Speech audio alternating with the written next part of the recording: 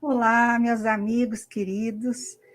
Muito bom estar de volta com nossos estudos a partir deste dia 16 de janeiro, iniciando o nosso ano novo, né?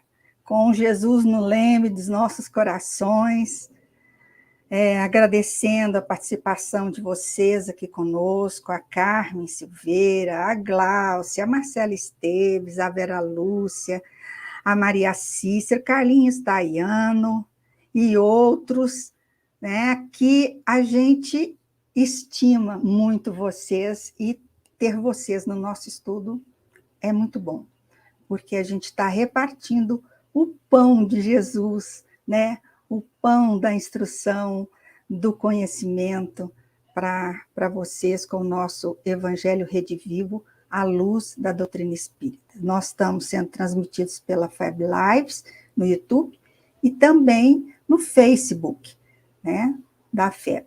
Então, gente, Thelma, Ana, né, vamos começar o nosso estudo da noite de hoje com muita alegria. Nosso tema 23 do livro de Marcos, o uso do nome de Jesus. Nosso facilitador é o Max, né? E o capítulo do livro de Marcos é o 9, versículos 38 a 50. Então, vou chamar a nossa querida Lenira para que ela faça a nossa leitura de harmonização. Boa noite, Lenira. Seja muito bem-vinda. E a nossa prece inicial. Com você, Lenira. Bom, boa noite a todos os participantes, amigos do coração, né? Feliz ano novo. Muito bom estar aqui de novo com vocês, né? Que esse ano nos traga muitas alegrias. E para que a gente começar essa nossa harmonização, vamos fazer uma leitura do texto de Emmanuel, né? Então, hoje nosso texto está em fonte viva. Na verdade, Emmanuel, ele pega as palavras de Jesus que estão no versículo 5 do capítulo 15 de João, que diz: porque sem mim nada podeis fazer, e nos traz um capítulo maravilhoso com o título de Saibamos Cooperar. Então, vamos lá. Pode passar a próxima tela. Então, Emmanuel nos fala: o divino poder do Cristo, como representante de Deus, permanece latente em todas as criaturas. Todos os homens receberam dele sagrados dons, ainda que muitos se mantenham afastados do campo religioso. Referimos-nos aqui, porém, aos cultivadores da fé, que iniciam o esforço laborioso e longo da descoberta dos valores sublimes que vibram em si mesmos.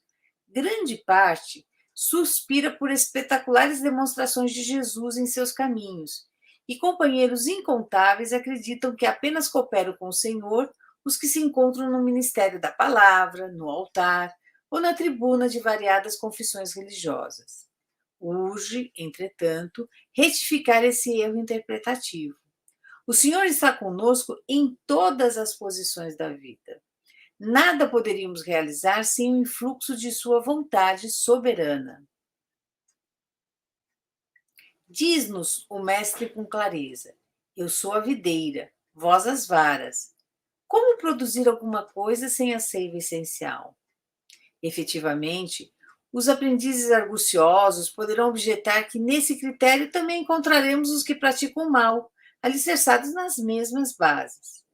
Mas, respondendo, consideraremos somente que semelhantes infelizes enxertam cactos infernais na videira divina por conta própria, pagando elevado preço perante o governo do universo.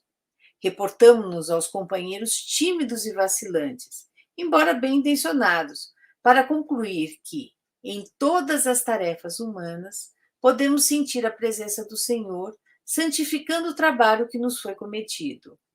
Por isso, não podemos olvidar a lição evangélica de que seria abençoado qualquer esforço no bem, ainda que fosse apenas o de ministrar um copo de água pura em seu nome, como está no versículo 41 do capítulo 9 de Marcos. O mestre não se encontra tão somente no serviço daqueles que ensinam a revelação divina, através da palavra acadêmica, instrutiva ou consoladora. Na verdade, ele acompanha os que administram os bens do mundo e os que obedecem às ordenanças do caminho, concorrendo na edificação de um futuro melhor, sejam nas organizações materiais e espirituais. Ele permanece ao lado dos que revolvem o chão do planeta, cooperando na estruturação da Terra aperfeiçoada, como inspira os missionários da inteligência na evolução dos direitos humanos. Saibamos cooperar.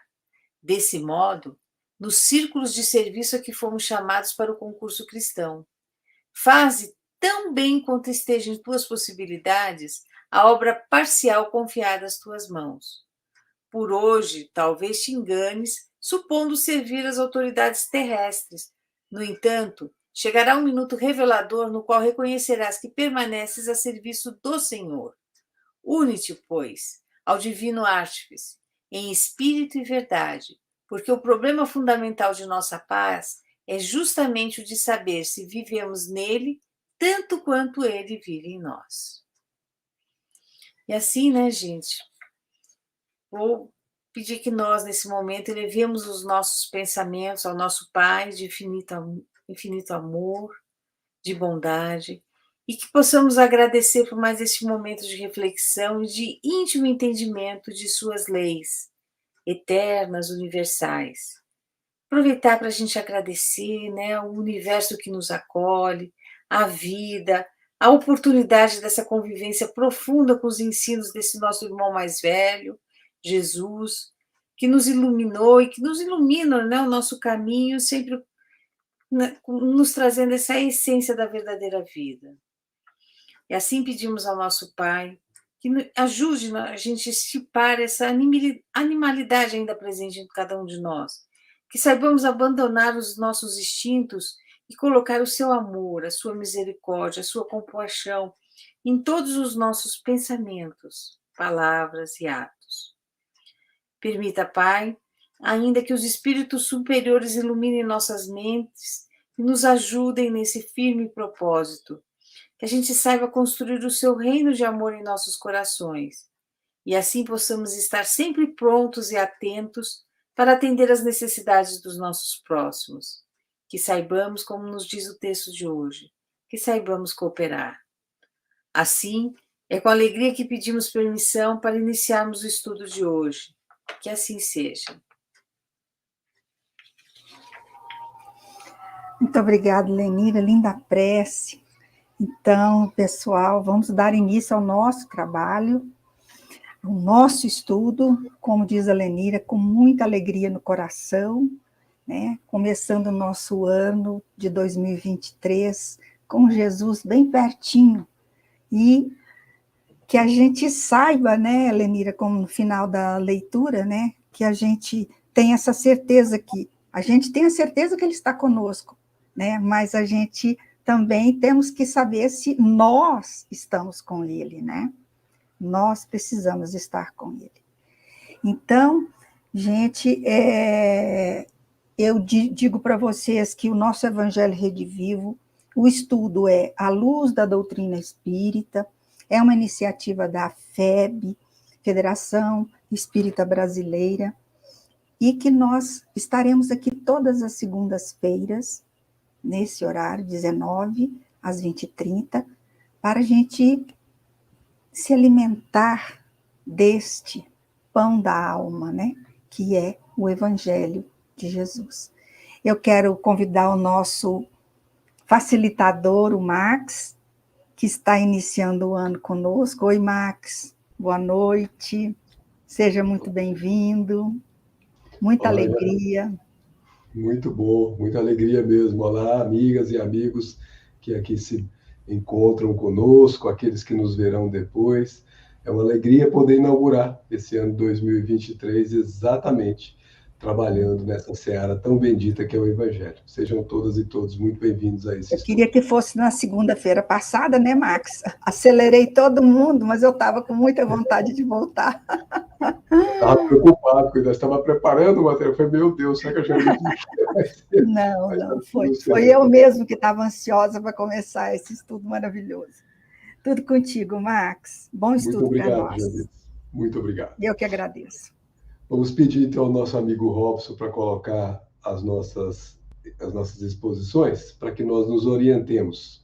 Como Janice já nos adiantou, nós estamos hoje examinando o tema 23 do nosso livro O Evangelho Redivivo, que é o livro 3, que está tratando da interpretação do Evangelho de Marcos.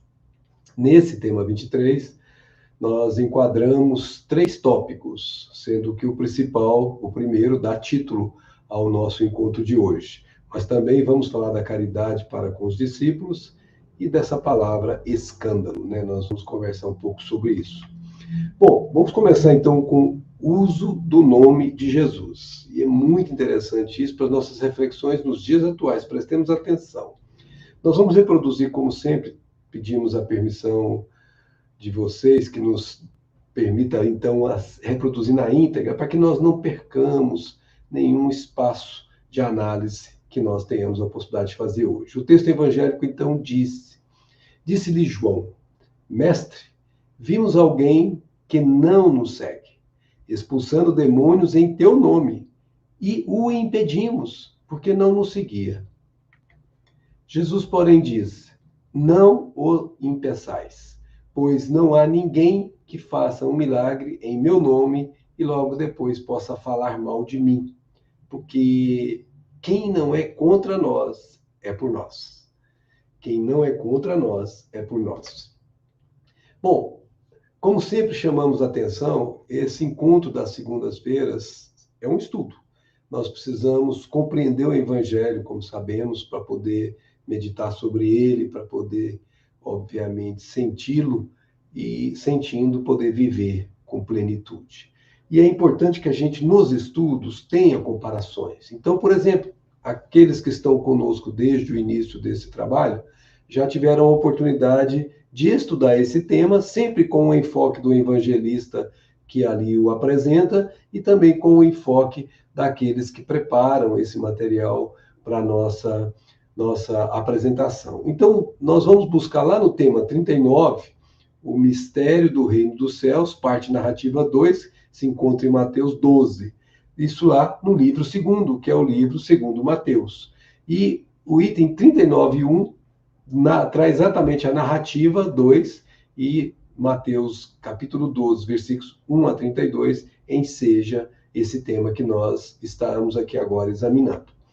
Bom, vamos fazer a interpretação evangélica que nós podemos extrair desse encontro, né? Dessa situação em que, num processo cotidiano, nós ouvimos alguém dizendo que não aceitava que essa pessoa fizesse o que estava fazendo em nome de Jesus, porque não seguia.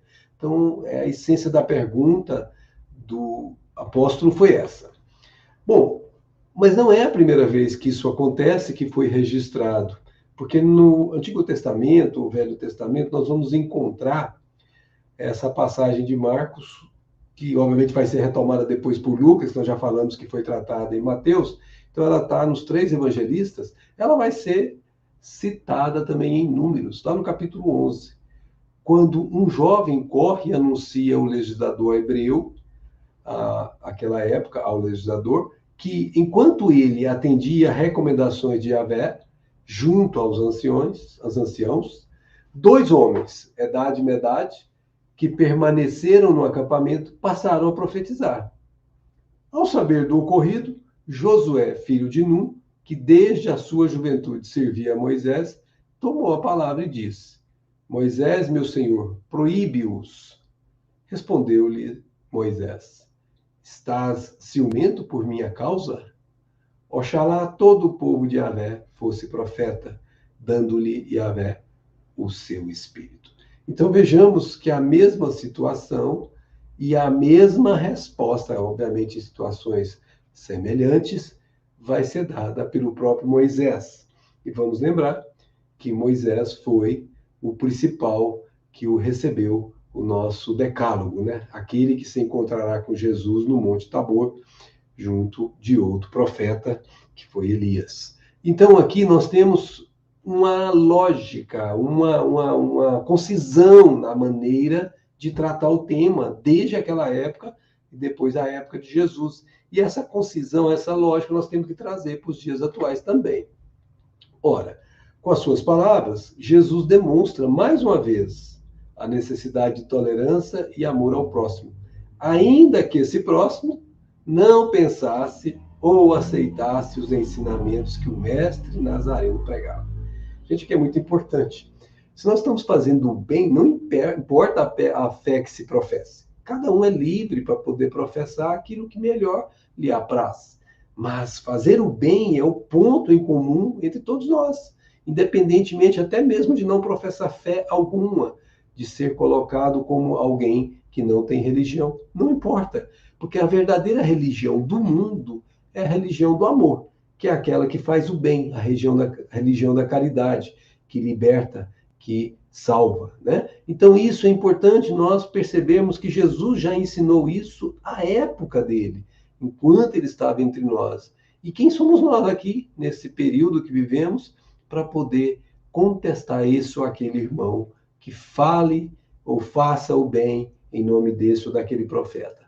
Então é muito importante a gente perceber que nós temos que ter tolerância para as diversidades de pensamentos e temos que ter aquela afinidade comum, que é fazer o bem, que nós precisamos todos, os que habitam a terra, chegar a este mesmo ponto de partida, o fazer o bem. E sobre tolerância, que é um dos grandes problemas que nós assistimos na humanidade, aqui no nosso país inclusive, nosso querido Emmanuel vai ensinar. Tolerância, porém, não é conselho de superfície. É reflexo vivo da compreensão que nasce límpida na fonte da alma, plasmando, produzindo, gerando a esperança, a paciência e o perdão, com o esquecimento de todo o mal. Então veja o que é o significado profundo de tolerância. Não é algo que eu digo da boca para fora. Tem que partir desse reflexo vivo da compreensão.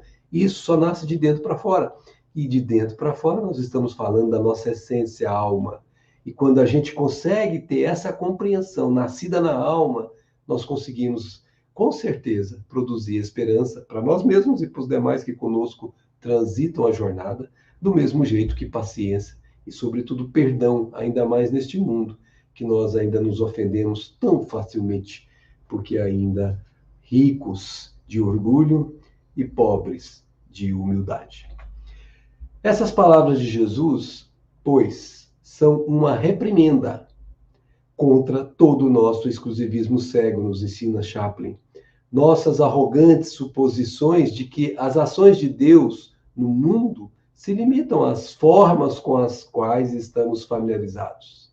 A Igreja tem sofrido terrivelmente devido ao seu frenesi por construir cercas.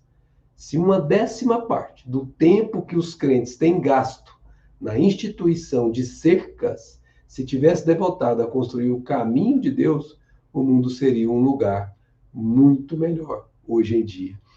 Chaplin, nós sabemos, não é um espírita, é um estudioso profundo do Evangelho, mas muito lúcido, muito nítido no seu comentário, mostrando que não é construindo aquilo que nós chamamos de cercas ou de isolamentos, mas ao contrário, abrindo estradas para que possamos trafegar no caminho do bem. Bom, passamos para o segundo tópico, que é caridade para com os discípulos. Veja que nós estamos falando de caridade para com os discípulos, não só para com os marginalizados do mundo. Os próprios discípulos precisam de caridade. Também esse tema, nós não podemos esquecer, precisamos fazer estudos comparativos. E vamos encontrar no Evangelho de Mateus, lá no tema 37, que também nós já estudamos, esses programas estão gravados e podem ser acessados a qualquer momento, de qualquer parte. E lá no capítulo, item 37.3, tem a conclusão do discurso apostólico. Esse item está em Mateus, no capítulo 10. Então, quem quiser se aprofundar, volte lá em Mateus, estude em paralelo com Marcos e vejam quanto a gente cresce quando a gente faz estudos comparativos. A gente vê outros ângulos que, quando estávamos estudando só um evangelista, talvez não enxergássemos. Mas agora, estudando dois evangelistas, com duas tratativas distintas que nós tivemos em nosso estudo, nós teremos condição de atender muito mais o aprendizado. Bom, vamos ao texto evangélico. De fato, quem vos der a beber um copo d'água, por serdes de Cristo, em verdade vos digo, não perderá a sua recompensa. Então, esse copo d'água, é claro, está sendo aqui dito para os nossos apóstolos, porque eles são do Cristo. Vamos ver a interpretação evangélica dessa curta passagem. Na verdade, trata-se de uma orientação básica a respeito da prática do bem, que começa pela realização de coisas simples, pequenas ações denominadas servicinhos, coisinhas pequenas, inseridos no dia a dia da existência. Todo mundo conhece aquela expressão, né? Todo dia, quando nós acordamos, Deus nos oferece uma página do livro da nossa vida em branco, em que nós teremos que escrever nessa página, que corresponde ao dia, aquilo que a nossa vontade e a nossa escolha determinar. Ora, se nós percebermos, ao longo de um dia, mesmo nas situações mais cotidianas que esse dia nos ofereça, há sempre oportunidade de fazermos o bem. O exemplo que nós estamos falando da água fria, oferecer água para alguém que parece tão pequeno, é uma dessas ações. Dar um sorriso para alguém, como nós vamos comentar daqui um pouco, é outra dessas atividades que está na possibilidade de qualquer um de nós em sua quase integralidade. Então, nós temos que lembrar que não se constrói grandes edifícios, grandes obras, sem que a participação das pequeninas ações construam a base para se elevar esse edifício, elevar essa grande obra. E a nossa vida não difere disso. É o somatório das pequenas ações no dia a dia que vai fazendo a consistência da nossa prática de caridade. Oferecer um copo d'água ou de água em nome do Cristo, como assinala o versículo, reflete poderoso valor educativo. Por quê? Porque prepara o espírito para a prática da caridade, um dos fundamentos da mensagem cristã, imprescindível à evolução moral do espírito. Ora, se no pouco a gente não consegue dar, imagina como que nós vamos fazendo muito. Então nós temos que aprender exatamente a caridade nesses momentos que são muito mais acessíveis, dependendo apenas da vontade, que é esse o componente fundamental que difere-nos um do outro. Por quê? Porque quando se tem vontade, nós temos aquela propulsão, aquela mola propulsora que nos leva adiante na direção daquilo que estatuímos como sendo a nossa regra de viver. E se nós fizermos isso, tendo como regra de viver as orientações do Cristo, tenham dúvida não, estaremos sempre recheados de paz intimamente. Bom, certa ocasião, o apóstolo Pedro estava de frente com um determinado indivíduo em sofrimento, uma pessoa que padecia muito. E ele, na verdade, ele não sabia muito o que fazer. Ele se sentia incapaz de auxiliar. Essa era a situação dele. Contudo, ele se lembrou de Jesus e fez uma prece fervorosa. Preste atenção nisso.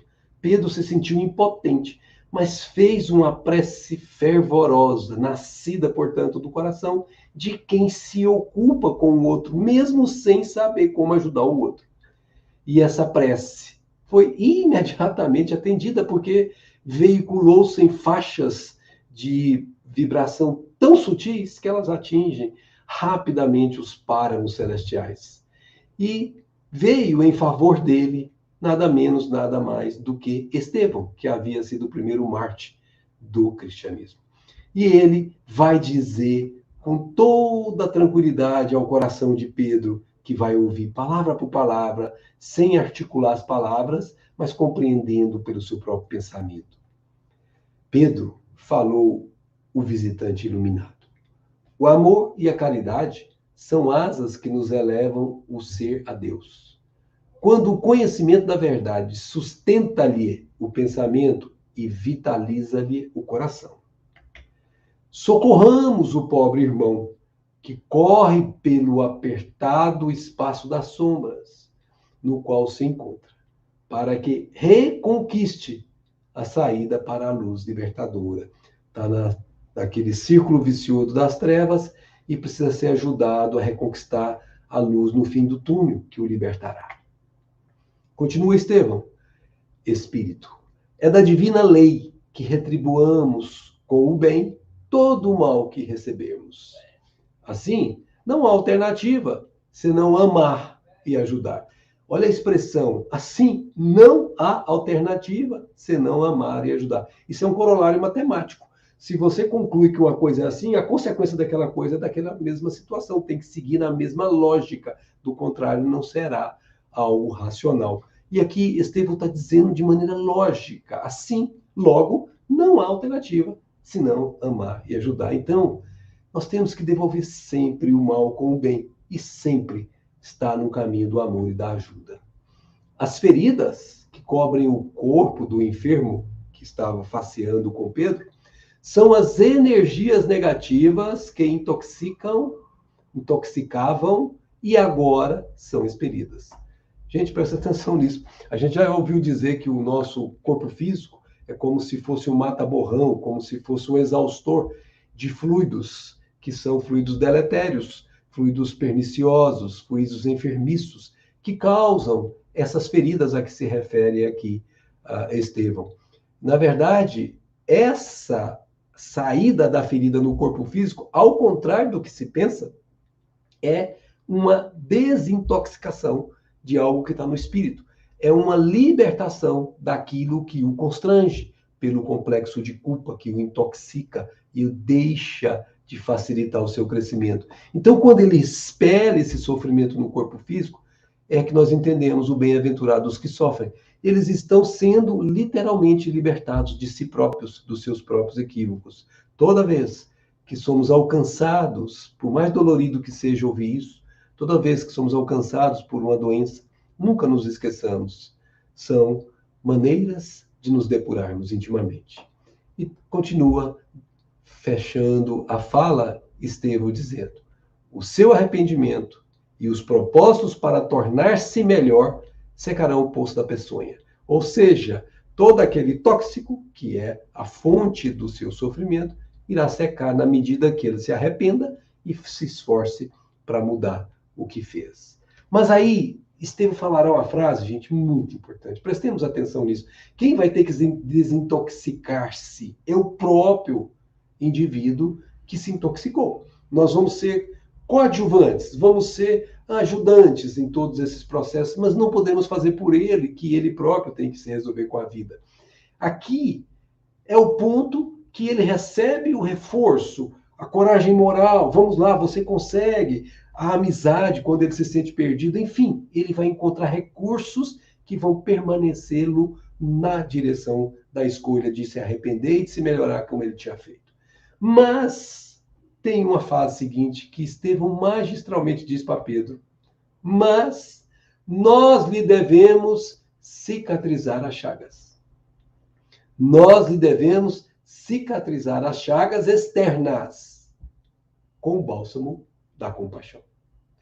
Por isso que todas as vezes que a gente ouve falar de Jesus, notadamente nas descrições de nosso querido Emmanuel, lá no livro Há 2000 anos, quando a gente vê alguns encontros com Jesus dele próprio, da Lívia, enfim, as possibilidades que existiram e que ele registrou, em todos os momentos nós observamos que ele faz o registro da compaixão que era vista nos olhos de Jesus.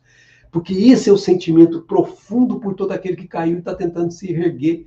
Nós sentimos por ele um desejo de ajudá-lo a se levantar. É isso que Estevão está dizendo. Cicatrizar as chagas, depois que já se expurgou, necessita de nosso apoio, necessita de nossa cooperação, porque nesse momento em que ele está cicatrizando, se não tiver esse apoio, pode ser que ele caia novamente e aquela chaga se abra, e que são as reincidências nas condições anteriores que eventualmente tenhamos desviado. Então é muito importante esse termo cicatrizar as chagas externas com bálsamo da compaixão. Minhas amigas e meus amigos, convido, eu disse o Humberto de Campos, mas na verdade foi a Amélia Rodrigues que nos disse isso, né? Aliás, eu não disse o Humberto de Campos, eu estava pensando, mas não disse. A Amélia Rodrigues que nos trouxe esse diálogo, está lá no livro Dias Venturosos, e nós convidamos as amigas e os amigos a irem lá e lerem todo o capítulo, de que daqui nós extraímos apenas uma parte. Mas vamos agora buscar Emmanuel, que vai analisar essa passagem que nós estamos tratando. E aqui nós trouxemos a tradução que está exatamente no livro que nós estiramos aqui, que foi Bilhete Fraterno. Qualquer que vos der a beber um copo d'água em meu nome, em verdade vos digo que não perderá o seu galardão, ou seja, a sua recompensa. E Emmanuel vai trabalhar esse tema que nós estamos trabalhando aqui da seguinte maneira. Diz ele, meu amigo, ninguém te pede a santidade de um dia para o outro. Ninguém reclama de tua alma espetáculos de grandeza. Lembra das coisinhas pequenas, do copo d'água, de cada sorriso, daquelas coisinhas, todas que se somam e perfazem a orientação segura do bem. É o que ele está dizendo. Ninguém pede a nós modificação do dia para o outro, daqui de hoje para amanhã eu vou ser... Não dá. Não é assim que se processa o processo evolutivo. Nós precisamos dar cada passo sequenciado com o ritmo que damos conta de dar o passo. Todos sabemos que a jornada humana é insada de sombras e aflições criadas por nós mesmos, porque fomos nossas escolhas, pelo meio de nossa vontade. Lembra-te, porém, de que o céu nos pede solidariedade, compreensão, amor. Então, sabemos que vamos encontrar essas situações de sombras e aflições em nós mesmos e nos companheiros de jornada. Todas as vezes que isso acontecer em nós mesmos ou nos companheiros de jornada, é sempre a mesma linha, é sempre a mesma regra. Nós temos que ter solidariedade para conosco mesmo, compreensão para com os nossos problemas mesmo e amor para conosco mesmo. Amar a si mesmo impõe que nós tenhamos aquilo que se chama quietude íntima. E é óbvio que isso tem que se expandir para o nosso semelhante, que padece de situações que nós eventualmente já padecemos também, e, portanto, elas repercutem em nós com muito mais força, porque entra em ressonância, porque já experimentamos aquilo que o irmão agora experimenta. E ele faz convites ao bem que eu fiz questão de destacar aqui, pessoal. O que são esses copos d'água diários que nós deveríamos dar? Olha só, coisinhas que parecem insignificantes. Parecem, mas não são. Planta uma árvore benfeitora à beira do caminho. Se você tem a oportunidade de plantar por onde você está passeando, por onde você está indo, e se essa planta vai gerar o bem, faça isso.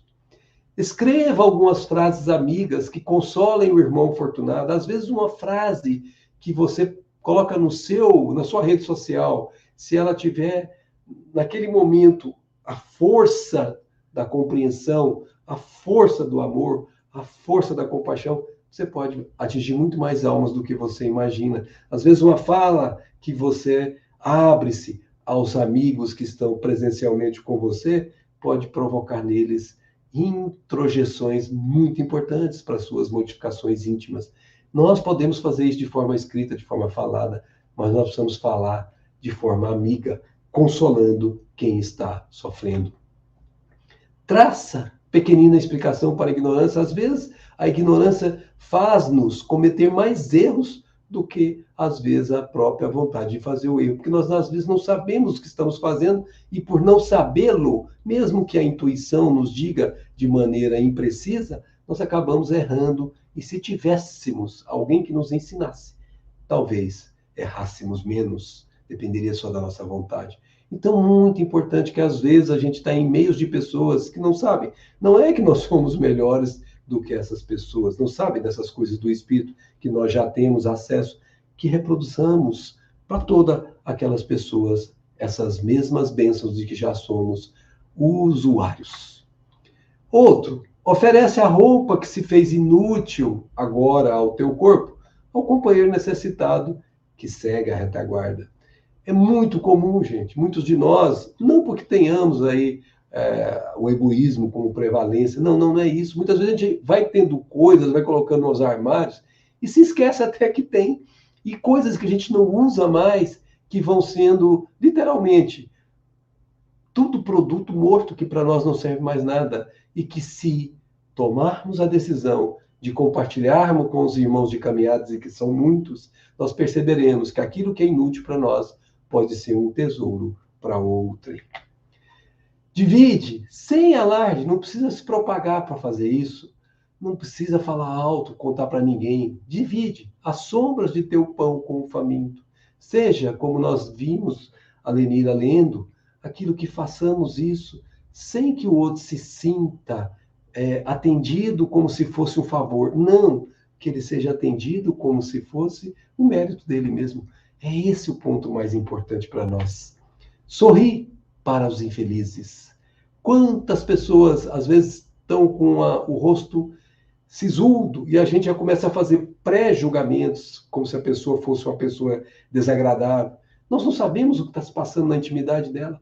Nós não sabemos que sofrimentos permeiam seus corações. O que nós temos que fazer, gente? Independente disso, um sorriso espontâneo, um sorriso de amor, de compaixão, um sorriso que saia do coração, talvez consiga influenciar aquele irmão a também buscar sorrir de dentro para fora. Dá uma prece ao agonizante. Quantas pessoas estão aí em processo de gradativo desligamento? Chega um momento que está próximo da desencarnação e são pessoas que, de alguma forma, estão próximas de nós, que têm alguma relação conosco. Não precisamos, muitas vezes, estar lá. Se pudermos, melhor, porque a nossa presença é uma forma de mostrar que nós somos preocupados, que estamos preocupados com aquele irmão. Mas uma prece, naquele movimento anônimo, mas endereçada a esse alguém, ela tem um peso fundamental que nós, às vezes, não damos conta de aquilatar.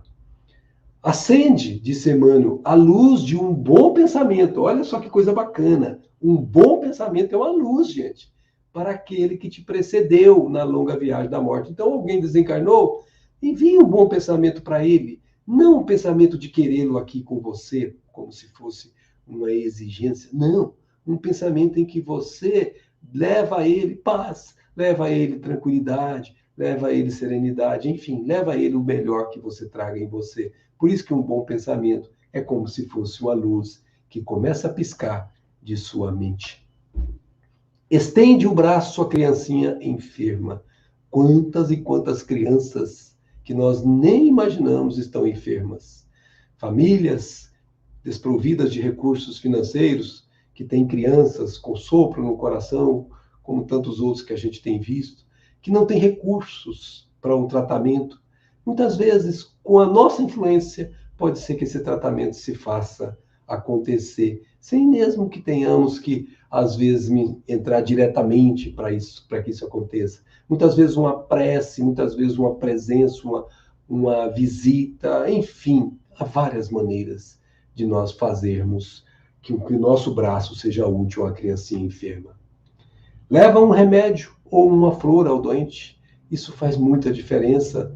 A flor ao doente que já tem o remédio, não precisa do remédio, consegue tê-lo, mas às vezes não tem a flor, não tem a alegria, não tem a presença de alguém. Outro, às vezes, tem alguém, mas não tem o recurso físico para poder atender a necessidade do combate ao seu processo doentio. Improvisa um pouco de entusiasmo para os que trabalham contigo. Entusiasmo é Deus dentro. É você levar essa alegria de viver para aqueles que estão ao seu lado, muitas vezes, pessoas taciturnas, pessoas que estão ali parece que não querendo estar, e com a sua vontade de viver, de fazer com alegria tudo o que faz, você acaba contaminando, no bom sentido, as pessoas ao seu lado, às vezes sem mesmo que você perceba. Viva a alegria de viver, fazendo a vontade do Pai, e tenha certeza que há uma expansão dessas ondas de alegria ao seu redor. Emite uma palavra amorosa e consoladora onde a candeia do bem estiver apagada. Quantas pessoas existem que estão sofrendo, mas não conseguem acordar para a necessidade de uma prece? Então, muitas vezes, uma palavra amorosa, um toque que se dê de maneira sutil, às vezes direta, faz com que essa pessoa acorde para a sua essência e se lembra, por exemplo, de orar, talvez uma oração que a sua mãezinha, quando menininho ou quando menininha, lhe ensinou. Conduz uma xícara de leite. Olha como é simples, como é básico, como é acessível. Uma xícara de leite ao recém-nascido que o mundo acolheu sem um berço enfeitado. Quantas são as mães que não podem alimentar, nutrir seus filhos dos seus próprios seios? E quantas são as mães que têm excesso de leite, que podem doar?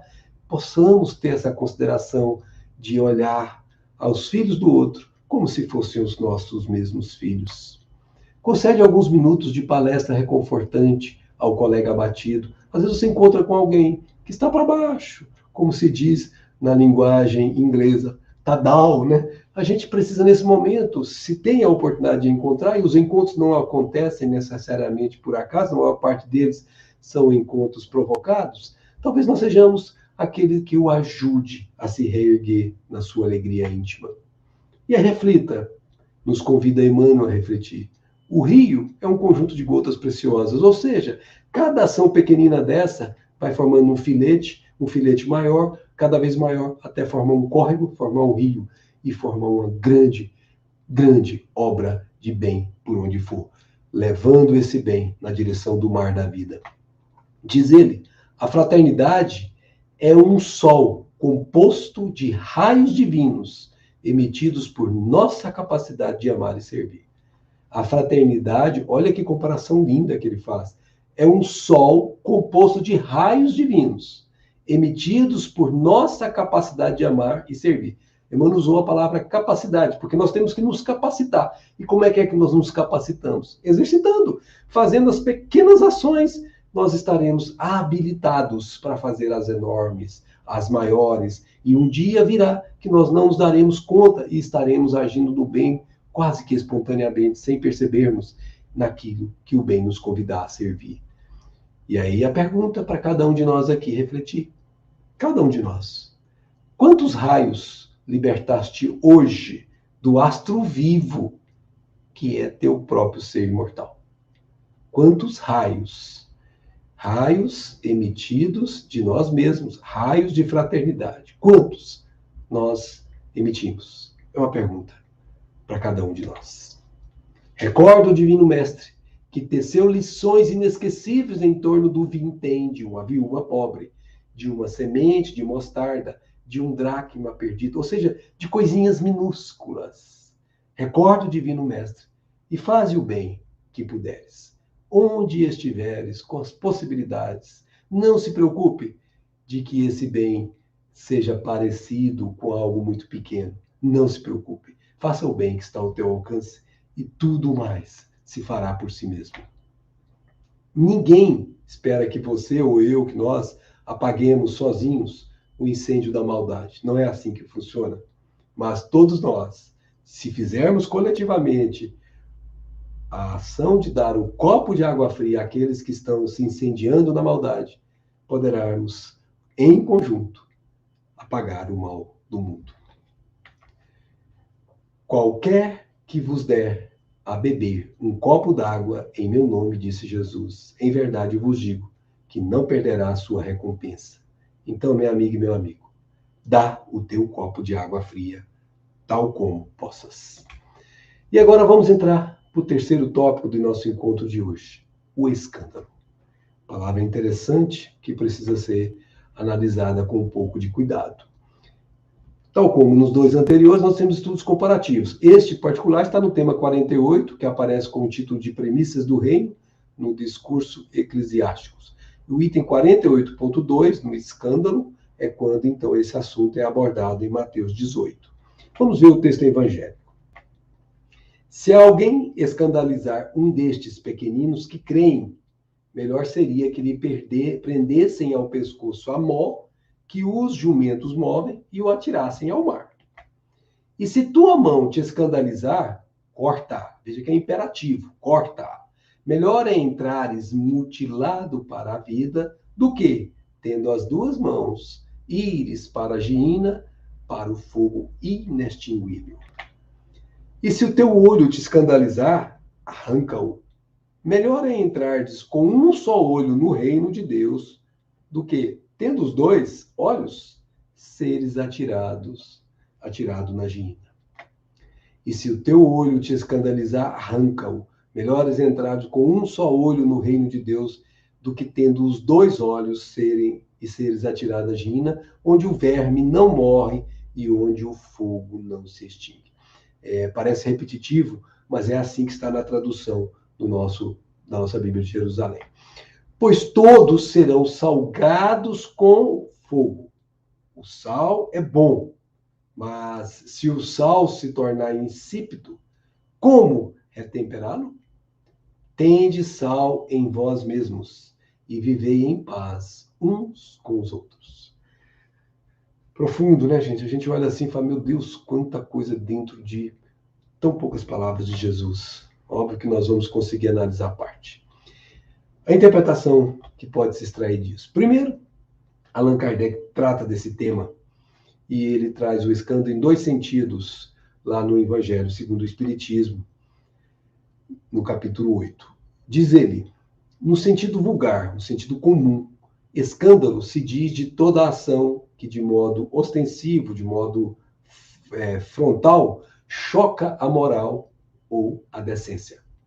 O escândalo não está na ação em si mesma, mas na repercussão que possa ter. Então, às vezes, alguma coisa nascida de um processo que é pouco importante ou pouco significativo, muitas vezes da forma como ele, às vezes, é levado, de uma forma muito ostensiva, ele pode chocar as pessoas que têm acesso a essa informação. Isso acontece muito, viu?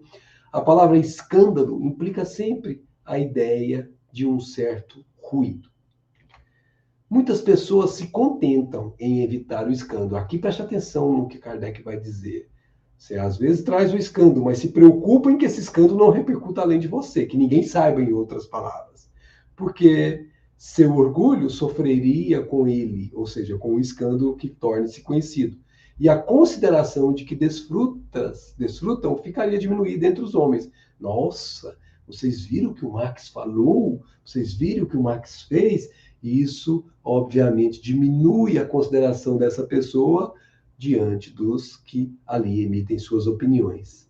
Desde que as suas torpezas fiquem ignoradas, é quanto lhes basta para que a sua consciência permaneça em paz. E aqui o permanecer em paz, como nós vamos ver, é entre aspas, porque essa paz, ela não é verdadeira. Então, veja, essas pessoas, elas se esforçam para não mostrar aquilo que traz ainda em dissonância com a lei divina. Aquilo que são torpezas, aquilo que são más tendências, que ele quer e faz todo o esforço para que ninguém conheça. Por isso que muitos de nós revestimos-nos de uma chamada persona para sermos aceitos por onde vamos. Mas se mostrarmos a verdadeira personalidade, essas torpezas aparecem e muitas vezes cria-se o verdadeiro escândalo e essas pessoas não nos aceitam mais como aceitavam antes. São, segundo as palavras de Jesus, sepulcros brancos por fora, mas cheios de podridão por dentro, vasos limpos no exterior e sujos no interior. Pessoal, isso aqui é bem aquilo que Kardec falou no capítulo 17 do Evangelho segundo os Espíritos. Sede perfeito. Por quê? Porque aqui é exatamente aquele momento em que nós reconhecemos que somos verdadeiros espíritas quando fazemos a reforma moral dentro de nós. Ou seja, quando nós enxergamos que há esse tipo de coisa que não nos agrada, que está ainda em nós, dentro de nós, mesmo que não o conheçam externamente. Esses movimentos que muitas vezes afloram em situações específicas ou que afloram nas convivências prolongadas com os mais próximos, esses movimentos de má tendências, eles, na verdade, dizem de quem somos e não de quem estamos querendo parecer ser. Esse não é o caminho que nós precisamos ter, esconder-nos de nós mesmos.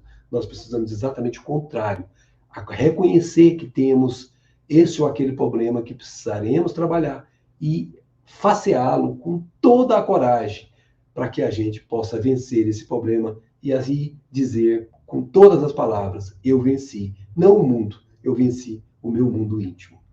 Mas Kardec vai trazer o sentido evangélico da palavra escândalo, que nós vamos associar com o sentido vulgar que agora há pouco nós mostramos.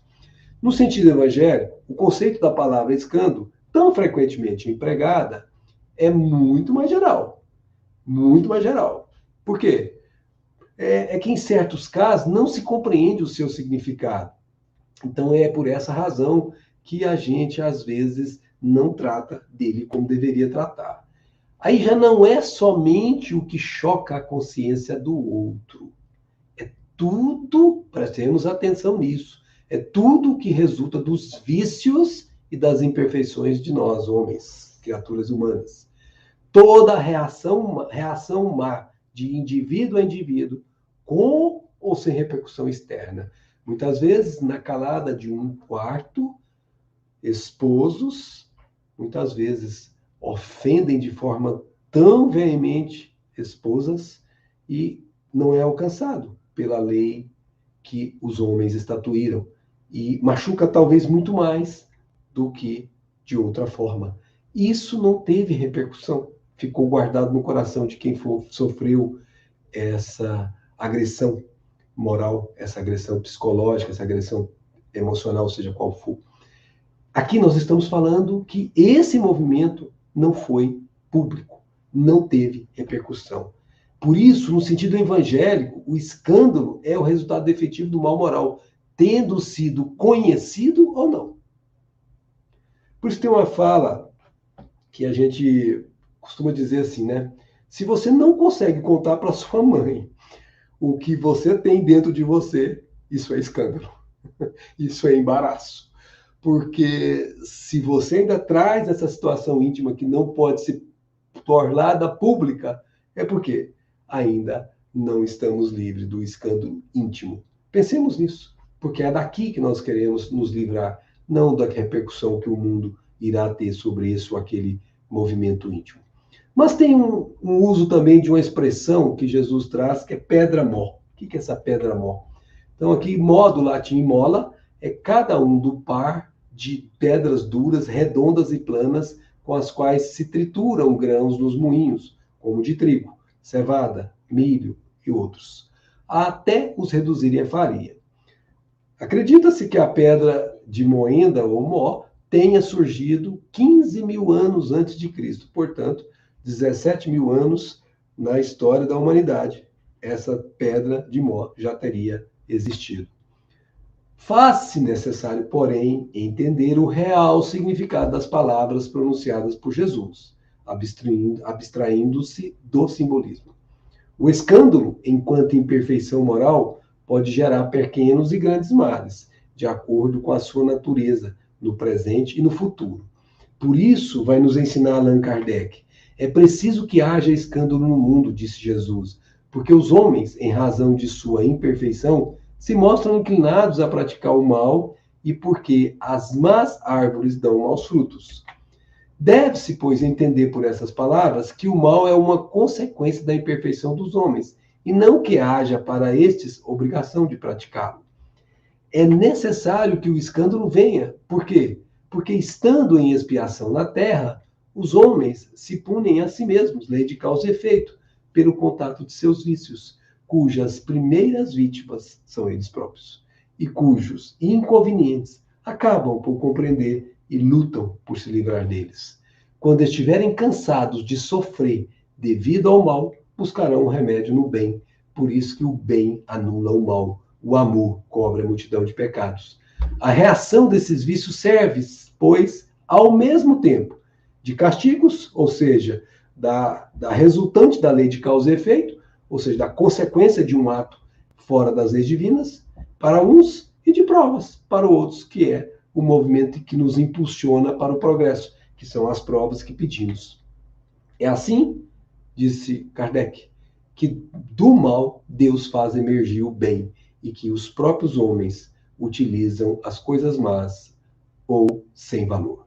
A pedra de mó significa claramente que nós precisamos, quando fazemos um escândalo a um desses pequeninos, era melhor que fôssemos atados a uma delas e não mais saíssemos do que fizermos isso. Tamanha é a responsabilidade que temos uns diante dos outros. Então, esse significado é muito interessante para que nós entendamos a figura que Jesus usou. Mas ele usou outra figura, que é Giina. O que é isso? Giina é, no hebraico, Vale do Inom. Era um vale a sudoeste de Jerusalém, onde antigamente era praticada a adoração a Moloque. Isso está lá nesse... desculpa, eu acho que é Romanos, se não me falha a memória. Se eu estiver errado, depois me corrijam. Poderá ser obtido lá. Com o tempo, o local tornou-se um monturo, ou seja, como se fosse um lixão, né, que fora da cidade, como era comum existir, onde havia fogo a queimar continuamente esse lixo. Esse nome, pois, tornou-se símbolo da punição. Está em Esdras, né? E, além disso, a palavra Geína tem sido traduzida por inferno. Então, ela tem sido adotada uma tradução de inferno para ela. Também podemos supor que a Geína equivale ao lago de fogo. As pessoas que insistem que as chamas devem ser entendidas literalmente, também insistem que os vermes que aparecem naquela segunda parte da fala de Jesus, que parece repetição, mas não é, que os vermes do texto do 9º capítulo de Marcos também são literais. Na verdade, como se queimava aquele lixo, aquilo queima por baixo, é como se fosse um lago de fogo. Então, veja que as imagens geradas do que é visto pelos olhos físicos criam imagens daquilo que poderia ser entendido como aquilo que é permanente. É importante interpretar a palavra Geína, utilizada como figura enérgica, no seu legítimo sentido espiritual. E para o Espiritismo, Geína indica apenas que cada um deve destruir em si toda a causa de escândalo, isto é, o mal, o fogo que queima as nossas possibilidades. Deve-se arrancar do coração todo sentimento impuro e toda tendência viciosa. Não representa um local de dor e de profundo sentimento, como muitos querem fazer parecer. Mas tem um momento em que Jesus também fala do sal, que nós temos sal em nós mesmos. O que significa isso? Bom, o sal, já tivemos a oportunidade de estudar em outros capítulos, tanto em Mateus como em Marcos. O sal indica o ponto de equilíbrio que deve ser utilizado de forma balanceada. Abaixo de determinada quantidade de sal, o alimento fica insípido, sem gosto, insonso. Usado em doses elevadas, torna-se salgado, impossível de ser comido, desagradável ao paladar, além de, se for em limites não tão altos, mais altos além do que nós assimilamos, é prejuízo para a saúde. O significado espiritual é que, em todas as situações da vida, deve-se temperar, preste atenção nisso, no sentido da palavra sal, temperar as palavras e ações com o sal da prudência, da calma e do discernimento. O tempero da vida é aprender a viver em paz. Então, nós estamos, às vezes, diante de certas pessoas e falamos. Às vezes, falamos de pouco ou falamos de muito. E esse de pouco ou de muito pode ser um movimento de destempero. O silêncio também, a ausência, ou às vezes a presença, pode ser bom ou pode ser ruim. Cada situação dependerá. Saber dosar isso, saber lidar com isso, é a sabedoria que nós precisamos construir para ter essa paz íntima. E como conseguiríamos isso? Fazendo com que nós levemos ao outro o que gostaríamos que o outro nos trouxesse, fazendo o nosso melhor em prol do próximo. E como reflexões finais, para encerrarmos e partirmos para as nossas conversas tão alegres e produtivas que fazemos, com as perguntas, as contribuições, as correções que as amigas e os amigos nos trouxerem, vamos falar sobre paz e vamos pedir Emmanuel para nos ajudar sobre isso. Está lá em Fonte Viva. Mantém-te em paz. É provável que os outros te guerreiem gratuitamente, hostilizando-te a maneira de viver. Entretanto, podes avançar em teu roteiro sem guerrar a ninguém. Isso dito em outras palavras, a gente não pode evitar ter pessoas que não gostem da gente, que sejam até mesmo nossas inimigas. Mas nós podemos escolher não ter inimigos, não ter esse sentimento de não gostar de outras pessoas. Uma coisa, eu não tenho ação, outra eu tenho. Aqui é a mesma coisa. Nós não precisamos guerrear com ninguém, mesmo quando alguém tente guerrear conosco. Isso é manter-se em paz. Isso é exercício que nós fazemos dia a dia. Às vezes, como nós falamos agora há pouco, aquele bem nas pequenas gotas da água da vida, nós às vezes estamos fazendo isso, num contato mais áspero com alguém numa manhã de dentro de casa, por exemplo, você pode ter o seu dia afetado, o seu dia causando em você um mal-estar que vai ser carregado por você a partir daquele momento. Mas se você conseguir fazer isso que ele está falando aqui, você pode avançar no seu roteiro, no seu dia, sem ter levado aquilo com você. Isso é manter-se em paz. Apesar do mundo que ainda é belicoso, nós vamos continuar vivendo em paz. E ele vai ensinar um pouco mais sobre isso. Para isso, contudo, para que a tranquilidade te banhe o pensamento, é necessário, olha quem vai falar aqui agora, é necessário que a compaixão, se colocar no lugar do outro e sentir o que o outro está sentindo, e a bondade, bem pelo bem de todos, te sigam todos os passos. E ainda recomenda, assume contigo mesmo o compromisso de evitar a exasperação. Então, faz uma prece, recupere, respire, mas não se exaspere. Junto da serenidade, poderás analisar cada acontecimento e cada pessoa no lugar e na posição que lhe dizem respeito. Olha, isso é muito importante. Junto da serenidade, quando você não está afetado pelo mal alheio, você não afetou seu comportamento pelo comportamento do outro, você é capaz de olhar aquela situação como alguém que olha de fora, que não tem envolvimento com os participantes daquele processo. E isso faz com que você coloque a pessoa no lugar e na posição justa que ela merece. Às vezes, aquela pessoa exasperada que te procura, que queira te agredir, muitas vezes é um enfermo que está agredindo, porque por dentro não está bem. E aí, perdoa. Aceite o outro como ele está sendo e não como você gostaria que ele fosse, e você vai conseguir ajudá-lo, porque você não deixará repercutir a exasperação além dele mesmo. E a exasperação irá diminuindo na medida que você, ao invés de colocar combustível nesse fogo, você vai colocando os ingredientes que o apagam. Repara carinhosamente os que te procuram no caminho. Olha que bacana, carinhosamente, mas ele falou, repara. Passou por você? Repara, porque não te procuram por acaso. Todos os que surgem, aflitos ou desesperados, coléricos ou desabridos, trazem chagas ou ilusões. Ninguém faz o mal nessa situação de aflição, de desesperado, de colérico, se não tem algo dentro dele em descompasso com a intimidade, com a harmonia cósmica. Do contrário, ele não estaria aflito nem colérico. É por isso que ele traz chagas morais dentro de si. E é por isso que ele precisa muito mais de ajuda do que de observações, análises e comentários. Prisioneiros da vaidade ou da ignorância, esses que hoje padecem essas injunções tenebrosas, não souberam tolerar a luz da verdade e clamam irritadiços, não aceitam ainda a mudança íntima. Unge-te, ou seja, passa o bálsamo de piedade em você mesmo e penetra-lhe os recessos do ser e identificarás em todos eles, preste atenção nisso, crianças espirituais que se sentem ultrajadas ou contundidas, como se não merecessem o que estão recebendo. São crianças espirituais, como disse Jesus na altura da cruz, sofrendo, quase já desencarnando, diz, Pai, perdoa-os, eles não sabem o que fazem.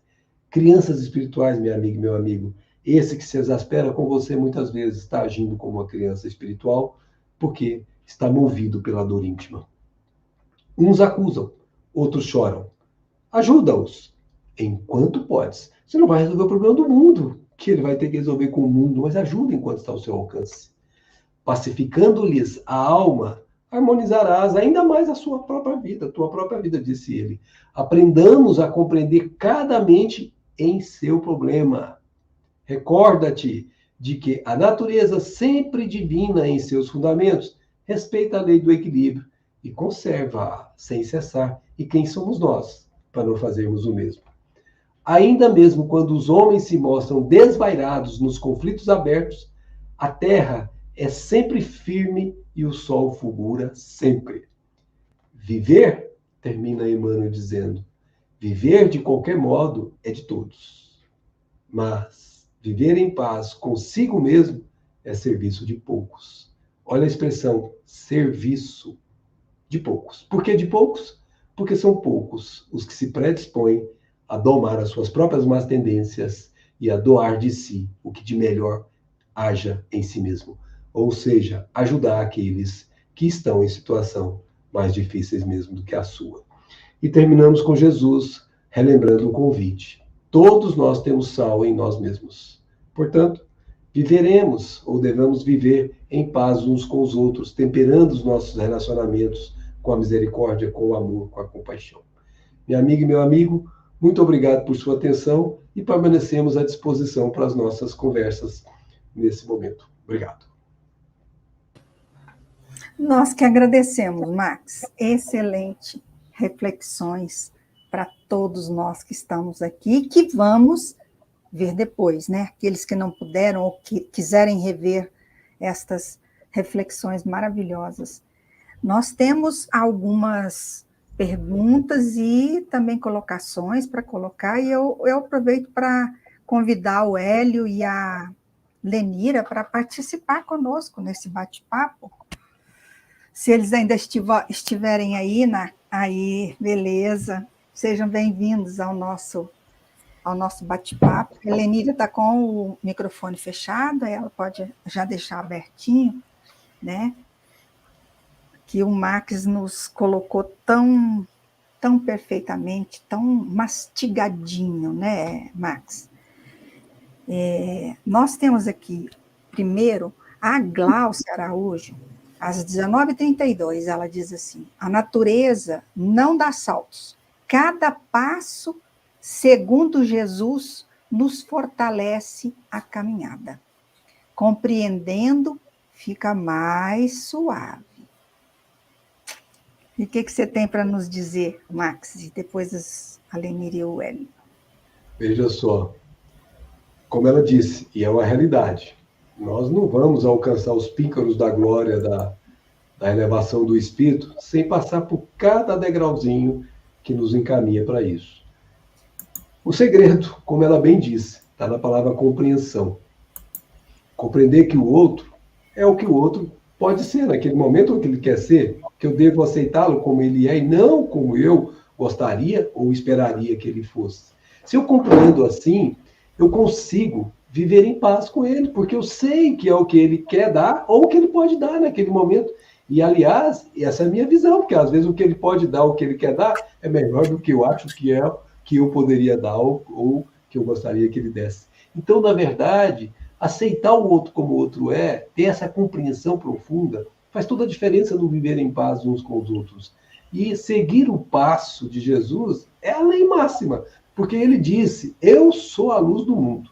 Quem me segue jamais andará em trevas, mas terá luz para a vida. O que significa isso? Se você fizer o que ele te ensinou, porque aqui que nós estamos fazendo é ensinamentos de Jesus sendo trabalhados, sendo explicados, sendo de uma forma ou de outra compreendidos para que a gente possa segui-los. Se nós seguirmos esses ensinamentos, nos esforçando para cumpri-los, com certeza o nosso caminho será de muito mais tranquilidade, serenidade, como ela diz, do que aquele que quer seguir o caminho da belicosidade, da agressão, do contestar, do afrontar, enfim, do querer se mostrar. E tem várias atitudes que vão, às vezes, causar muito mal a ele próprio e àqueles que com ele convivem. Então, façamos a nossa parte. Vivamos uns com os outros, compreendendo. E quando compreendemos, temos tolerância. E quando temos tolerância, como disse Emmanuel na primeira análise dele, nós plasmamos compaixão, plasmamos caridade, plasmamos o bem. É isso. Com certeza. Hélio, Lenira. E ainda bem que é assim, né, que a natureza não dá saltos. Porque se ela desce, né, na verdade a gente já sabe disso, até pelas experiências de vida, mas a gente precisa se convencer que é extremamente vantajoso para nós, a natureza não dá saltos. A lei divina, ela vai nos oferecendo a condição da gente fazer esses pequenos avanços que às vezes a gente não valoriza. Então nós vivemos um tempo especial de refletir bastante sobre isso, de aproveitar essas oportunidades e fazer as nossas melhorias, porque, afinal de contas, o Evangelho é o nosso roteiro de vida, né? Como o Max bem colocou, a gente tem tantas oportunidades que a gente consiga aproveitá-las. Eu acho assim incrível, porque a gente está estudando Jesus, o exemplo que ele nos deixou. E, na verdade, ele apenas viveu entre nós, um dia após o outro. E a gente, assim, aos poucos, a gente vai despertando para essa vivência que ele teve entre a gente, essa harmonia que ele buscava estabelecer em cada passo que ele dava na comunidade onde ele estava inserido. Era uma comunidade, como nós vivemos numa comunidade. Só que ele tinha um olhar sempre voltado para aquele mais necessitado, para aquele que precisava de ajuda, para aquele que estava doente, como ele dizia. Eu não vim para os sãos, eu vim para aqueles que estão doentes, para aqueles que necessitavam da palavra. Então, ele nos deixou o exemplo de que a gente trabalhe o nosso olhar para perceber onde a desarmonia está perto de nós, para que a gente possa colaborar com as leis divinas para estabelecer essa paz, estabelecer essa harmonia novamente. É lindo, né? Eu acho assim, a mensagem é muito linda. Não é tão fácil, porque, na verdade, a gente ainda se prende na vaidade, no orgulho, no egoísmo, e o nosso olhar ainda não trabalha com essa tranquilidade, buscando estabelecer essa paz. Mas, como diz, né? Como disse o Hélio, como nos diz também a Glaucia, a vida não dá salto, a natureza não dá saltos. A gente tem que começar a estabelecer essa paz inicialmente em nós mesmos, a nos redescobrir, para que a gente possa depois espelhar isso para as nossas ações e para os nossos atos. Com certeza. Estar bem, né, Lenira, conosco mesmo. Reparar, como disse o Max, né, como Jesus reparava. Ele caminhava entre aqueles que precisavam, né, os menos, os desprovidos, né, e ele reparava. E a gente também tem toda essa capacidade de fazer isso. Se a gente conseguir se estabilizar, igual você falou, nem que seja por algum... Isso é automático, né? A gente interage. Muito bom. E a Marlene Tax, a dona Marlene Tax, uma senhora queridinha lá, ela diz assim, amor, caridade, compaixão é a chave para o caminho evolutivo. Perfeito. O problema é como ter amor, como ter caridade, como ter compaixão dentro da gente, né? E aí é que é o ponto daquelas pequenas gotas que formam o rio que Emmanuel nos colocou naquela imagem tão bela. Nós vamos fazer isso todo dia, exercício diário. Nós só vamos construir o amor em nós fazendo amor nas pequenas coisas, até que um dia as pequenas coisas sejam tão naturais que nós nem nos percebamos fazendo. E aí começamos a fazer por esforço próprio as grandes coisas ou coisas maiores, até um dia estarmos fazendo por hábito essas grandes coisas e já sermos co-criadores do nosso Pai no mundo de maneira mais abrangente, de maneira mais elevada. Isso é conquista de cada um de nós, porque são virtudes que são desenvolvidas. E nada se desenvolve sem esforço, nada se desenvolve sem vontade. E nós precisamos querer amar, nós precisamos querer tolerar, nós precisamos querer compreender, nós precisamos querer conquistar as virtudes todas, a paciência, da fé. E isso exige de nós o esforço íntimo. É íntimo, o mundo de fora não vê esse esforço. O esforço íntimo de nos melhorarmos, fazendo a reprimenda àqueles más tendências que eventualmente queiram tomar conta, colocando-as no seu devido lugar, transfigurando-as para que sejam boas tendências. Até que um dia não tenhamos que reprimir mais nada, porque não há mais o que reprimir, porque transformamos aquilo que era vício em virtude. Verdade. Max, ainda acompanhando até esse mesmo raciocínio da resposta para a dona Marlene, né? O Rodrigo de Almeida, às 20 horas, ele questiona assim, ó, diante de tantos ensinamentos, fica claro que um evangelizador precisa ser exemplo para pregar o evangelho. Sendo assim, fica difícil alguém ser sem defeitos. Como começar nos trabalhos da casa espírita? Vamos pegar um ganchinho aí, depois a Lenira e o Hélio também colocam.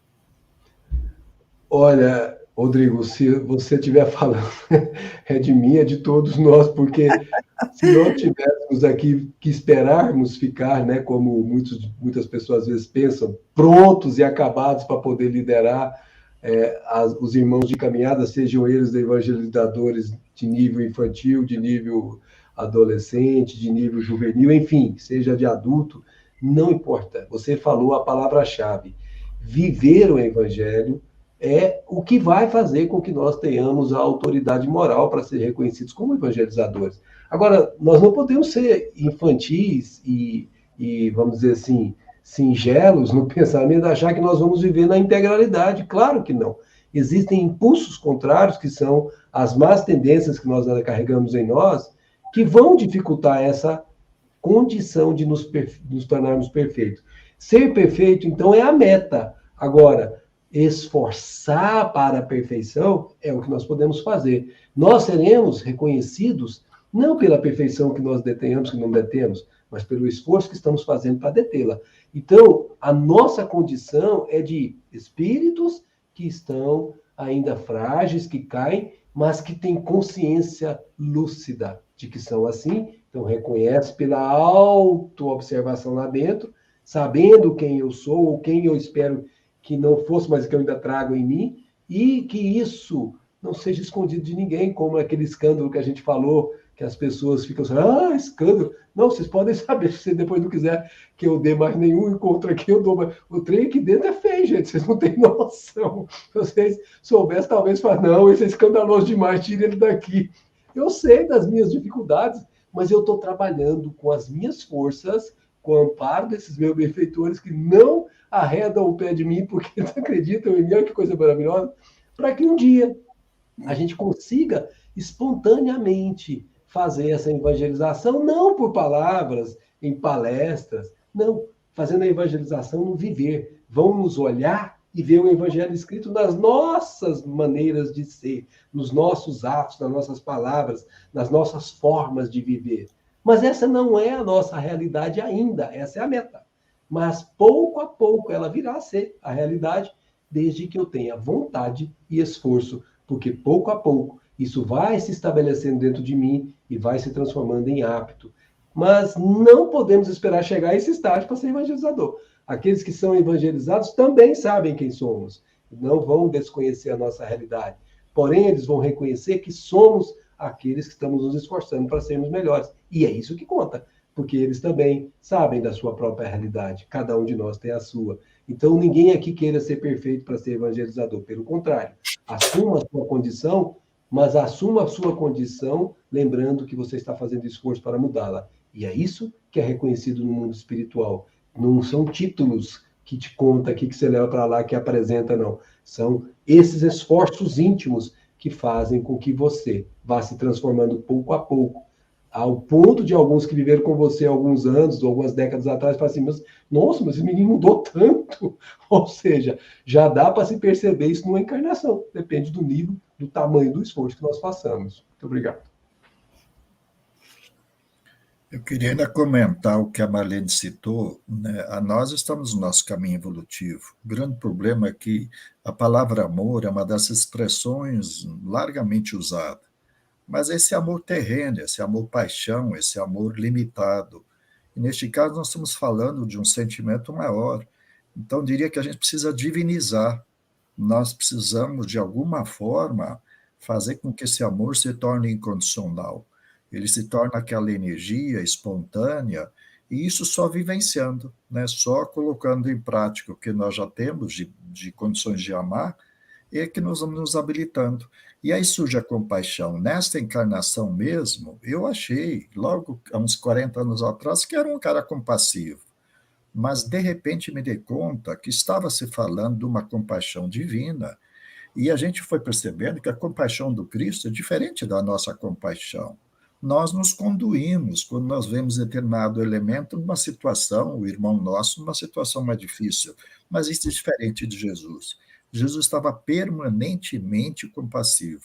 Ele estava, de alguma forma, sempre sensibilizado, com seu belíssimo coração, é claro, né? Ele sempre tinha condições de fazer, entender e de se posicionar em relação a nós. É claro que de nós para Jesus existe uma diferença enorme, mas a gente pode ir trabalhando essa sensação e tentar mesmo ser um pouco mais compassivo. Nós, povo brasileiro, ainda temos esse sentimento, essa capacidade de alguma forma nos sensibilizar. E depois ir para o caminho que o Rodrigo comentou, colocando em prática de uma forma mais simples, é que nós vamos conquistando de nós essa condição de ser um cristão.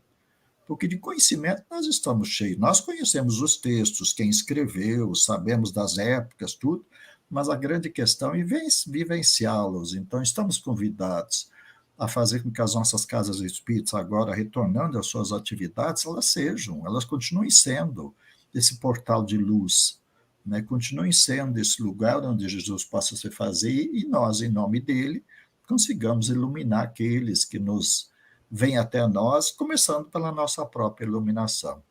É um trabalho belíssimo que temos à frente. Com certeza, né, Hélio? Eu falo sempre que a gente tem que lembrar que somos todos irmãos. Irmãos. Todos nós. Todos nós que estamos. E estamos todos num planeta de provas e expiações. Então, nós estamos no mesmo estágio de aprendizagem. E ainda temos que ter a humildade necessária, saber que temos muito a aprender. E a gente aprende um com os outros, né? Porque, na verdade, quando a gente se autoconhece, isso ajuda a gente a entender, muitas vezes, o que está acontecendo à nossa volta. Isso possibilita a gente fazer as mudanças necessárias. E pequenas mudanças alteram os comportamentos das pessoas que também estão ao nosso lado. Então, é um trabalho de formiguinha, né? Cada um vai fazendo a sua parte e isso vai mudando todo. E a gente tem que entender que, muitas vezes, querendo fazer o mal, como dizia, né, Paulo, a gente faz um mal que a gente não queria. Mas, ao fazer esse mal e reconhecer que ele é um mal, é o primeiro passo, né? É o que a gente fala assim, é o que a gente chama tanto de reforma íntima, de questão da gente buscar fazer essa melhoria íntima em cada um de nós. Para fazer a melhoria, eu preciso reconhecer onde eu estou errando. Para isso, eu preciso interagir com as pessoas. Eu preciso dialogar com as pessoas, eu preciso conversar. São as diferenças que trazem à tona o nosso egoísmo, a nossa vaidade, né? O nosso orgulho. É nessa interação que muitas vezes a gente percebe as nossas mazelas. E quando a gente percebe essas mazelas e a gente dá pequenos passos através desse esforço que o Max falou, né, desse espírito de boa vontade de fazer a mudança, é que a gente começa a ter coisas para conversar um com os outros. Eu acho que o trabalho numa casa espírita é exatamente essa troca dessas experiências. É assim, é você compartilhar como é que você conseguiu mudar um pequeno ponto na sua vida. Existe uma coisa que anteriormente eu me percebia muito mais egoísta, ou muito mais vaidosa, muito mais orgulhosa, e uma experiência possibilitou essa alteração. Então, a gente começa a trocar e começa a se enxergar no outro, e isso é um trabalho conjunto. Eu acho que essa é a beleza desse trabalho que a Casa Espírita oferece, de uma forma humilde, singela, né? Então, seja através da evangelização, seja através de um trabalho social. Aliás, o trabalho social sempre é mais rico nesse sentido, né? Porque a interação é muito mais rica, porque você já vai com o espírito de doação. Então, eu acho que é o trabalho que nos ajuda a fazer essa mudança para espíritos imortais que somos. Um dia seremos espíritos puros, mas que tenhamos consciência, está longe ainda disso, né? Então, que a gente se perdoe, né? Que a gente se perdoa. Não desanime, né? Não desanimar, que a gente se perdoa a si mesmo, que a gente ame a gente mesmo e que a gente seja grata pela oportunidade dessas vivências todas que a gente tem. Com certeza. A dona Marlene ainda coloca aqui, vou ler para vocês, acredito que com esforço e dedicação conseguiremos melhorar a nossa matriz. Um pouco, pelo menos, conseguimos melhorar, ela diz. E a Carmen Silveira também a respeito do que nós estamos comentando, ela diz assim, fazendo as coisas com gotículas do trabalho, adicionadas de carinho em direção ao outro, né? Como a gente já tinha falado, a Lenira acabou de dizer que nos vermos no outro é fundamental, né? Para que consigamos essa façanha, né, Marcos? Aí... As virtudes, como disse o Marx, né? Para que a gente possa ir aprimorando virtudes. Aprimorando, com certeza. Aprimorando. Lapidando aos poucos, né? Nós vamos ficar brilhando. Pelo menos é uma meta, como o Marx falou, é uma meta, né? Temos que enxergar essa meta sempre, né, Marx? Sempre à frente, né? Perseguirmos, né, essa meta. Nós não podemos esquecer, né, Janice, que é um caminho ascensional na linguagem de nossa querida Alcione, né? Isso. E todo caminho ascensional pede esforço, né? Você não vai subir uma montanha sem esforço. Sem esforço. E a montanha da vida, ela é um caminho árduo, porém, um caminho de plenitude. É como se você estivesse subindo uma montanha e você não está preocupado com o topo da montanha, você está preocupado em viver o que a montanha está te oferecendo a cada passo. Isso, viver com os outros, buscando a paz na relação uns com os outros, como a Helenira colocou bem. A convivência é a chave da sua melhoria. Você não vai conseguir se melhorar se você não enxergar seu reflexo no outro. E muitas vezes o que você está vendo no outro é projeção sua mesma. Então, muitas situações de convivência verdadeiramente ajudam a nos transformar. E se tivermos a humildade para fazer isso, cresceremos muito uns com os outros. E vamos vendo o caminho ascensional se tornando suave, que vai dizer Jesus, o meu fardo é leve, e o meu jugo é suave. O que é o jugo? Seguir esse caminho na direção de Deus, fazer a vontade do Pai, assim na terra como no céu. Né? O caminho é o aprendizado. É um aprendizado. Temos que viver com tranquilidade, pois não preocupeis com o que você vai comer, basta o seu mal, o seu dia. Ou seja, viva o hoje fazendo o seu melhor, fazendo aquelas gotinhas que formam o rio serem mais transparentes e límpidas possível. E aí nós estaremos fazendo aquilo que se espera que façamos. Fazer o bem que está ao nosso alcance, onde estiver, no momento em que estivermos. Com certeza. A Gisele diz isso. É um exercício diário na lei do amor, né? Como ela fala aqui conosco. E também nós temos a nosso favor essa doutrina maravilhosa, que é a doutrina espírita, que é uma fé raciocinada. Você tem esse privilégio de raciocinar, né? De não andar às cegas, né? Pensar, né? Existe se falando em montanha, existe uma história que fizeram uma convocação de que eles iriam subir uma montanha, mas teriam que colocar 3 feijões dentro do sapato, calçar o sapato e subir a montanha, né? Então, começavam a fazer, dali a pouco eles já estavam se agachando, já estavam sentando, desistindo, e uma pessoa subiu a montanha normalmente, né? Chegou lá em cima, vivenciou toda a caminhada tranquilamente, e aí, quando ele desceu, o pessoal, mas como é que você conseguiu? Ele falou assim, eu raciocinei, pensei, eu cozinhei os feijões primeiro, né? Cozinhei os feijões, pronto. E ele conseguiu, né? Raciocinando. E nós temos isso nessa nossa doutrina, né? A consolação, né? O raciocínio. A gente não é uma fé cega. E vamos ver se nós já fizemos todas aqui. A Irmgard, eu acho que eu já li essa, não, né? Muitas formas de espalhar o amor e a caridade, preces para animar os nossos irmãos, né? Como o Cristo, Jesus, né? Paz e luz, é consolador.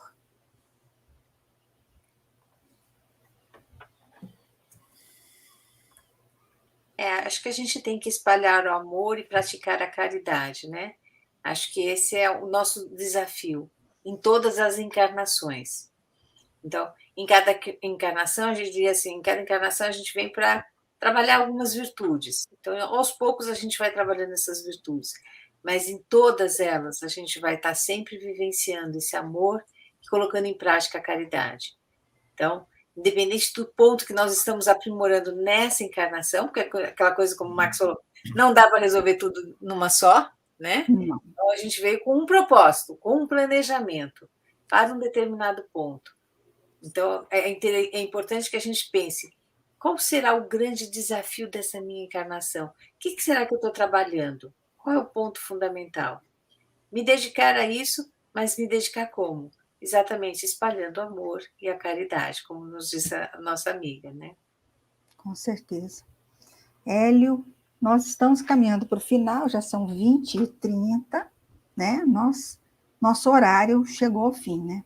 Então, eu gostaria que vocês falassem as palavras finais de vocês para a gente chamar a nossa prece.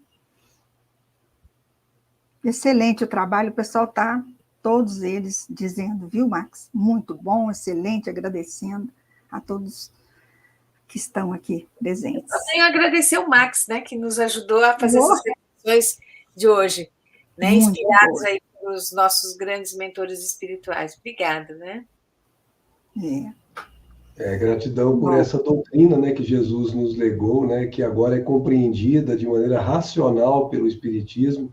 Gratidão a esse estudo abençoado, que o esforço de muitos anônimos, alguns não aparecem aqui, na construção desse trabalho do Evangelho Redivivo, que nós sabemos que demanda muito esforço íntimo, muito boa vontade, e que nos proporciona esses recursos que hoje nós podemos utilizar de maneira tão simples, tão natural, mas nós não temos noção da dificuldade que foi para organizar isso, sequenciar isso e colocar isso de maneira lógica, né? Então, muita gratidão a esses amigos e amigas que trabalham aí nos bastidores. Muita paz. Obrigada. Ok, e eu vou já aproveitando e nós vamos nos encaminhando para a prece, né? Então, com certeza, Hélio. Como diz a própria Ingard, né? A prece é um mecanismo, uma condição da gente espalhar o amor. Então, queridos amigos e irmãos, em função do nosso horário, nós não podemos continuar a nossa conversa, e eu só tenho que agradecer também a oportunidade que a gente tem de refletir, conviver e buscar aproveitar esses momentos. Fazer com que os nossos sentimentos se elevem, os nossos pensamentos se fixem nessas correntes do bem, e temos a oportunidade, então, de mais uma vez, diante do Evangelho que nos esclarece, trabalhar os nossos sentimentos, equilibrar as nossas emoções, melhorar a nossa condição de seguir os passos de Jesus. Muitas vezes queremos fazer isso de uma hora para outra, mas é ainda de uma forma paulatina que nós vamos aprendendo, convivendo e vamos nos cristianizando para que a humanidade possa ser cristianizada. Só nos resta agradecer a oportunidade dos internautas que estão conosco, as boas vibrações, e que possamos vibrar por aqueles que sofrem, por aqueles que têm dor. Existem tantos que nós sabemos em dificuldades, muitas vezes estacionados à beira do caminho, então desviados, precisando do consolo, da orientação. Que possamos nós ser uma espécie de cartas vivas e exemplificar o melhor que pudermos para que Jesus possa se fazer junto a esses corações. Queridos amigos e irmãos, então estamos sempre convidados a escrever as nossas páginas de existência com as luzes que essa doutrina nos oferece. Que o dia de amanhã possa ser proveitoso, que consigamos auxiliar, retificar, amparar em nome de Jesus. E que consigamos caminhar nos passos que ele entre nós deixou. Agradecidos, então, a companhia de todos e pedimos a Deus, nosso Pai, que siga nos renovando as oportunidades, a própria condição, o raciocínio, que ele possa ser mais luminoso e que os nossos corações, destemerosos, firmes, consigam ser aqueles tabernáculos que Jesus tanto edifica em cada um de nós. Querido, agradecido, Senhor, que permaneças entre nós com teu amor, para que a luz, a sabedoria e principalmente a paz tão falada possa ser vivida e sentida por cada um de nós. Permaneça conosco, hoje e sempre. Que assim seja.